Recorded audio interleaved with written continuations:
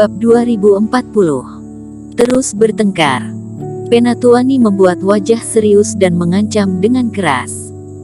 Itu benar, Sugianto Su, jika kamu kesal, kamu bisa pergi ke aula utama gerbang utama untuk membunyikan bel ketidakadilan. Penatua Su juga berkata sambil tersenyum. Tapi kalau setelah diselidiki ternyata memang kamu salah, kamu juga tahu akibatnya.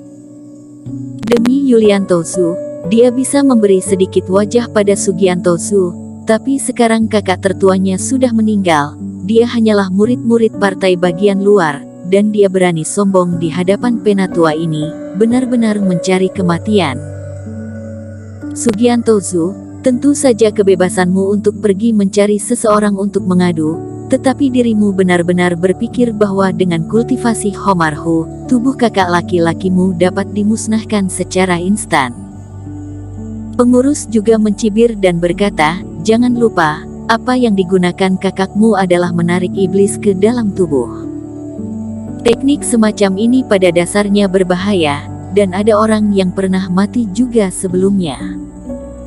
Sugianto Su memiliki raut wajah pucat, memegangi pipinya dan bertanya-tanya apa yang harus dikatakan.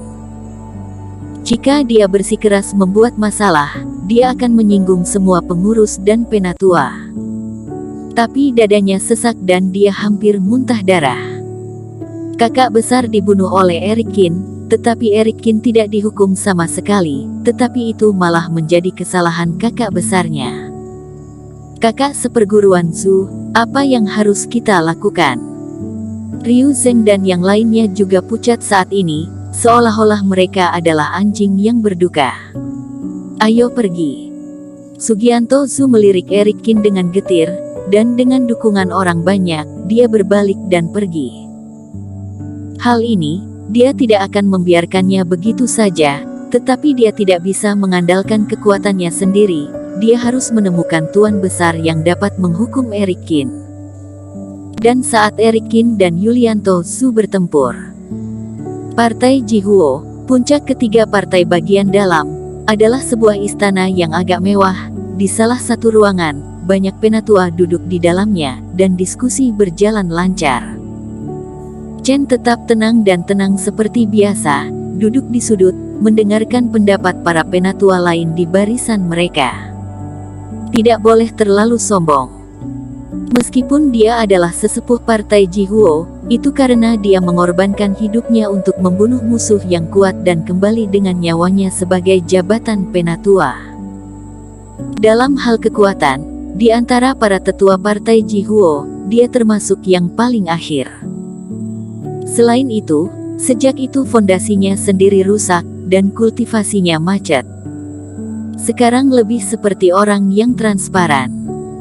Tetapi ketika Chen tiba di sini, dia juga mengetahui berita yang mengejutkannya. Ini juga merupakan alasan terbesar mengapa mereka memanggil semua orang untuk berdiskusi kali ini. Yaitu Huo Zong, ketua klan Huo yang secara otomatis turun tahta dan memberikan posisi ketua klan kepada Heidi Wang, sang wakil. Asal tahu saja kalau Huo Zong ada di partai Jihuo, bisa dibilang dia yang menguasai segalanya. Karena kegagalan di tanah ekstrim, dia menghilang tanpa jejak. Semuanya, tidak perlu memberitahu aku, kalian semua juga tahu bahwa di balik turunnya ketua klan Huo adalah bayang-bayang sekte sihir Wuying. Tapi Huo Zong menyerahkan posisi ketua sekte kami tidak peduli. Haruskah ketua sekte baru ditunjuk oleh sekte sihir Wuying? Di bagian atas aula konferensi, ada 3 penatua duduk. Di antara mereka, seorang lelaki tua dengan janggut hitam di sisi kanan mau tidak mau menyela diskusi semua orang dan berkata dengan marah. Ya, kita harus menyerahkan urusan partai Jihuo ke partai Jihuo kita sendiri. Huo Zong pergi, dan giliran kita generasi aliansi api suci. Setelah lelaki tua itu selesai berbicara, banyak orang langsung setuju. Tapi penatua Yue, bagaimana kita bertarung dengannya? Sekarang kita berada di garis yang lemah, hanya kakak seperguruan yang ada di fase penilaian tingkat pertama saja. Tapi di sisi lain lelaki tua berjanggut hitam itu, seorang wanita tua berambut perak mengerutkan kening dan membuka mulut. Meskipun Huo Zong telah pergi, tetapi Heidi Wang tidak dianggap sebagai sekte sihir Wuying. Setidaknya ada 2 kultivator fase penilaian. Kakak seperguruan hanya ada 1 orang, bagaimana bisa diadu? Cari seseorang untuk optimis tentang penyakit kakak seperguruan, bukankah itu beres? Kata Penatua Yue dengan tidak nyaman. Tidak mudah. Wanita tua itu mendengus dingin. Sejak Master Guru meninggal secara tiba-tiba, kakak seperguruan telah sakit selama bertahun-tahun. Master obat yang kami cari bahkan master racun juga, mereka semua orang terkenal, yang paling baik juga sudah kita carikan.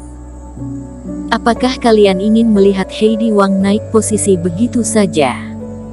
Penatua Yue berkata dengan lebih marah, Huo Zong cukup kuat, dia tidak sabar untuk mengalahkan kita.